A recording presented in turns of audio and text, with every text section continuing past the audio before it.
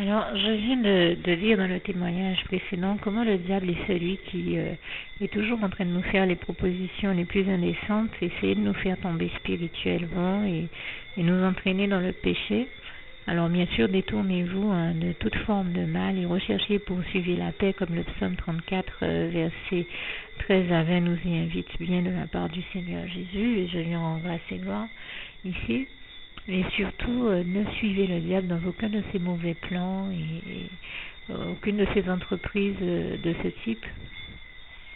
Dites toujours non au diable et toujours oui à Dieu, qui est le seul à nous proposer les bons plans et les meilleurs plans qui soient, et qui, dans son grand amour et sa bienveillance pour nous, a préparé des projets de paix et de bonheur pour nous tous ses enfants, comme il est écrit en Jérémie 29, verset 11, ce qui implique qu'il ait également déjà choisi nos époux et épouses dans ce même plan de bonheur qu'il a défini pour nous, dans son grand amour pour nous, et je lui en rends grâce et gloire encore une fois. Et bien entendu, il avait déjà choisi le meilleur époux pour l'une de nos sœurs en Christ que j'ai rencontrée aux États-Unis et que j'aimais beaucoup, mais qui malheureusement ne se rendait pas compte que le diable l'aveuglait et qu'il cherchait à l'entraîner dans une relation qui n'était pas la relation conjugale que Dieu avait choisie pour elle. Et l'ennemi est toujours celui qui s'amuse à essayer de perdre les enfants de Dieu, notamment par ce moyen-là, et à les entraîner dans des relations qui ne sont pas des relations que Dieu a choisies pour eux, que ce soit sur le plan amical, relationnel, professionnel ou autre, de manière générale, mais aussi sur le plan conjugal malheureusement, et donc sentimental et amoureux. Et elle avait rencontré, je ne sais trop comment, peut-être sur un salon de la mode ou autre chose, un mannequin qui, comme tout mannequin, était plutôt bien fait, bien musclé et avait ce qu'on appelle une belle tablette de chocolat. Et elle me disait en anglais, this guy, I call him just call me chocolate. Et je me disais, mais elles ne se rendent pas compte, en fait, pour être clair et traduire, tout ce qui l'intéressait chez lui, c'était ses muscles et sa tablette de chocolat. Et j'arrêtais pas de lui dire, mais enfin, arrête, on ne se marie pas avec une tablette de chocolat, ce n'est pas ce qui va te rendre heureuse, des muscles et des tablettes de chocolat, un mariage demande bien plus d'investissement que ça. Il faut s'arrêter de s'arrêter aux critères purement physiques et charnels pour prendre des décisions importantes pour sa vie, telles que celle du mariage. Est-ce que tu as consulté Dieu? Est-ce que tu es sûr que c'est l'époux que Dieu a choisi pour toi? Est-ce que tu as pris le temps de connaître sa volonté? Moi, je ne pense pas qu'on puisse s'arrêter à des critères uniquement charnels pour rentrer dans un mariage. Il faut être vigilant. Un mariage, ce n'est pas de la rigolade, c'est une décision qu'on prend pour la vie, qui nous suivra toute la vie, même si le mariage lui-même, dans certains cas, ne dure pas toute la vie. Nous savons que les mariages qui ne sont pas de Dieu ne durent pas toute la vie. Les seuls mariages qui tiennent sont les mariages que Dieu a réellement choisis, prévus et décidés pour nous. C'est en ce sens que je lui demandais est-ce qu'elle avait pris le temps de consulter Dieu et de s'assurer de sa volonté avant de prendre une décision et de s'engager dans cette relation. Bien entendu, vous l'aurez compris, elle ne m'écoutait pas et elle continuait à me dire just call me chocolate et à ne penser qu'à cet homme et à tout faire pour rentrer dans une relation plus approfondie avec lui. Et bien entendu, le diable s'amusait à lui raconter exactement ce qu'elle avait envie d'entendre à travers lui, pour qu'elle se retrouve à épouser cet homme qui n'était pas le bon. Il faut vraiment faire attention dans ces cas-là, car comme le disait il n'y a pas très longtemps un pasteur que j'entendais à la télévision, il y a des choses à ne jamais précipiter dans la vie, et encore plus les mariages. Les véritables mariages de Dieu sont des mariages mûrement réfléchis et médités. Ça demande quand même de rentrer, de se tenir dans le jeûne et dans la prière, de s'assurer de la volonté de Dieu sur ces questions-là, et de ne surtout pas se laisser aller à faire les mauvais choix et à poser les mauvais actes et à précipiter les choses, parce que, comme disait ce pasteur, et je suis tout à fait d'accord avec lui, on se rend compte qu'à la fin, si on ne prend pas la bonne décision et qu'on épouse la mauvaise personne qui n'est pas celle que Dieu a choisie pour nous, qu'on n'a rien fait d'autre que d'épouser le diable en fait.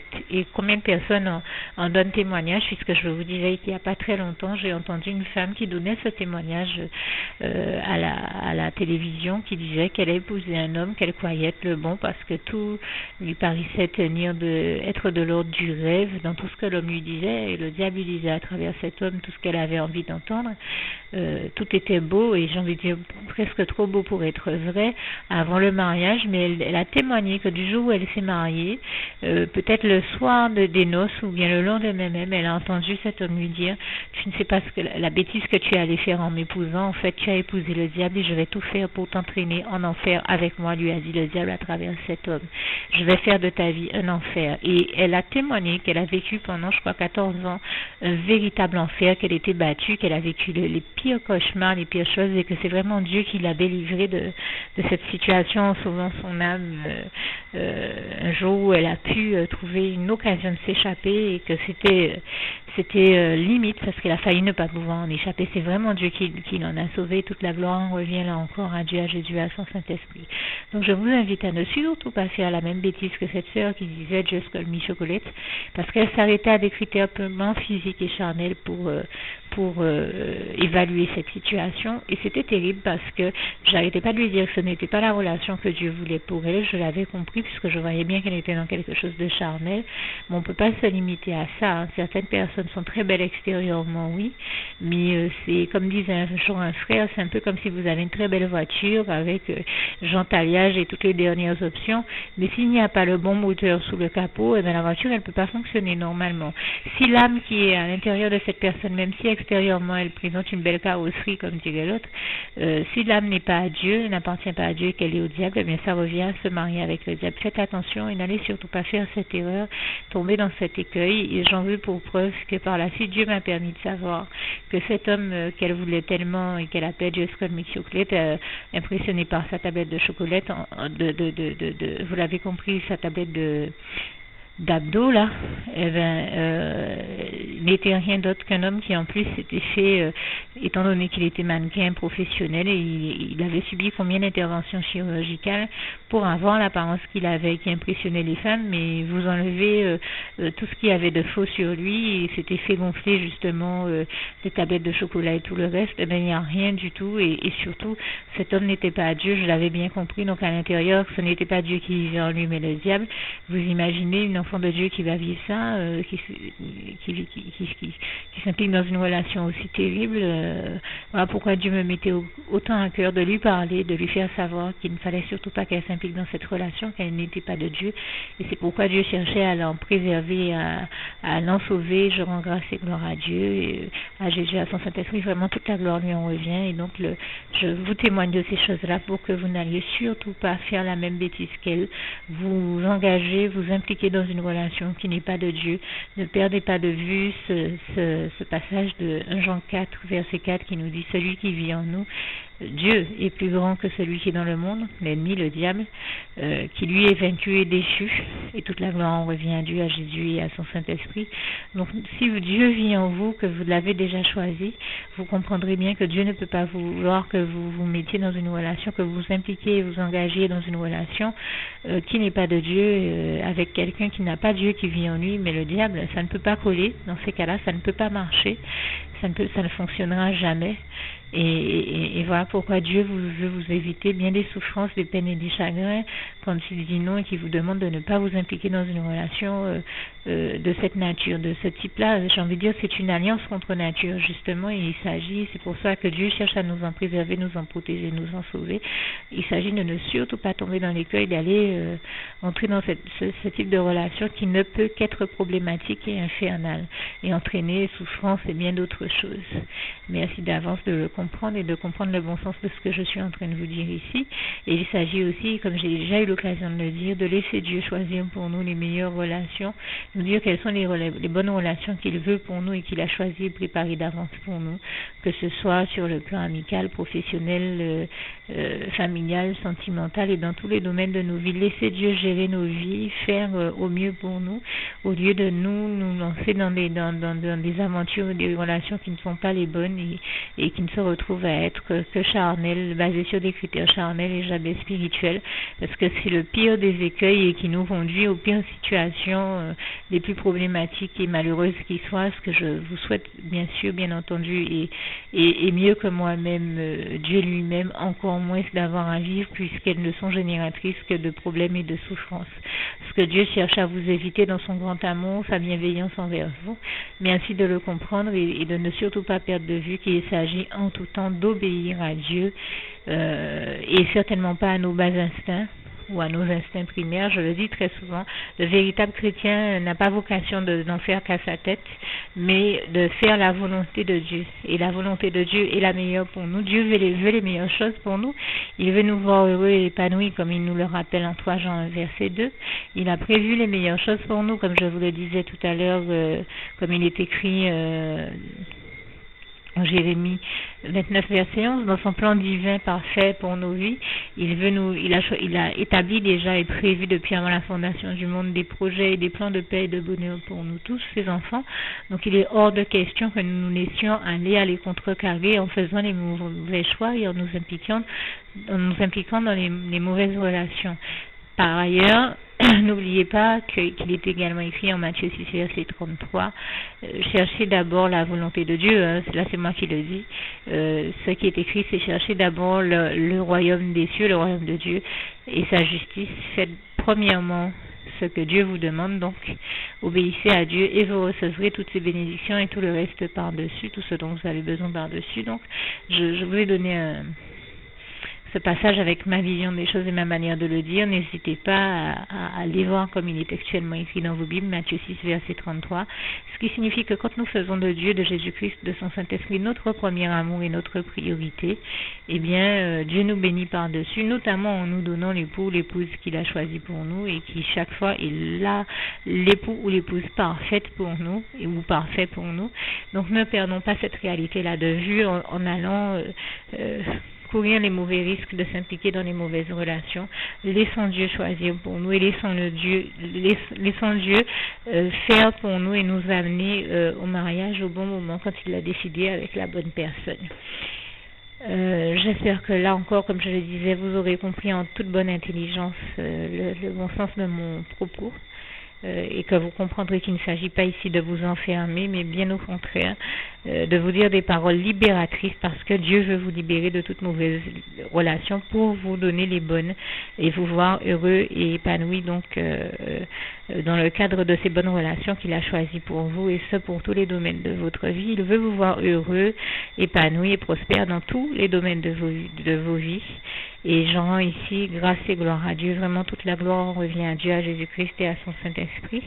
Et donc, je termine en disant que, en invitant tous ceux qui n'auraient pas encore justement pris le temps de choisir Dieu et de faire de lui leur priorité à le faire, notamment en commençant par faire la prière qui va suivre, que je vais rajouter à la fin de ce document. Et en invitant tous ceux qui ont déjà choisi Dieu à persévérer dans leur marche par la foi avec Dieu Jésus-Christ et son Saint-Esprit, à aller de l'avant avec Jésus et à continuer à lui obéir afin de recevoir ses bénédictions, comme je le disais tout à l'heure.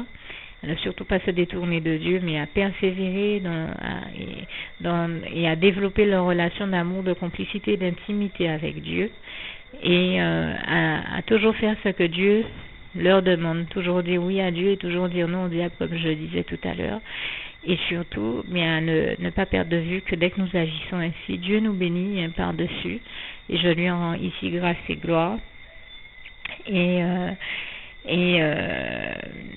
à comprendre que c'est là l'essentiel, que le plus bel amour qui existe, le plus merveilleux des amours qui existent, c'est l'amour de Dieu, de Jésus-Christ, de son Saint-Esprit envers nous. Voilà pourquoi nous devons en faire une priorité.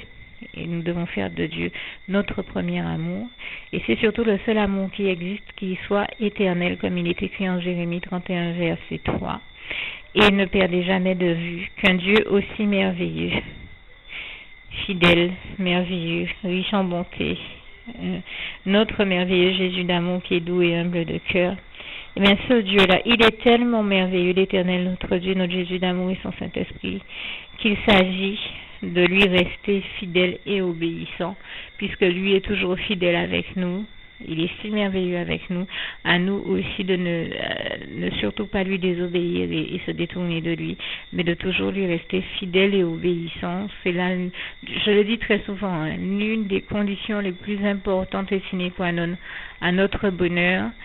C'est bien sûr de faire la prière qui va suivre pour ceux qui ne l'ont jamais faite, et n'hésitez pas à la partager aussi avec tous vos bien-aimés, mais c'est aussi de toujours rester fidèle et obéissant à Dieu, de faire sa volonté et non la nôtre. Nous ne sommes pas là, comme je le disais tout à l'heure, pour n'en faire qu'à nos têtes, mais pour faire ce que Dieu nous demande de faire et accomplir sa volonté, et toute la gloire revient à Dieu, à Jésus-Christ et à son Saint-Esprit.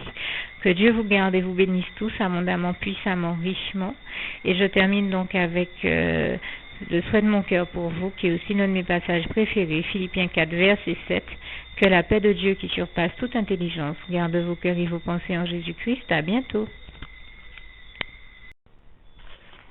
Juste une petite précision pour tous ceux qui ne sont pas encore, qui n'ont pas encore choisi la meilleure des options qui soit, qui est celle d'aller se placer, de faire le choix à soi-même, d'aller se placer dans les bras d'amour de Jésus-Christ, pour se mettre à l'abri de ce monde cruel. Eh bien, je partage avec vous la prière par le biais de laquelle on y accède.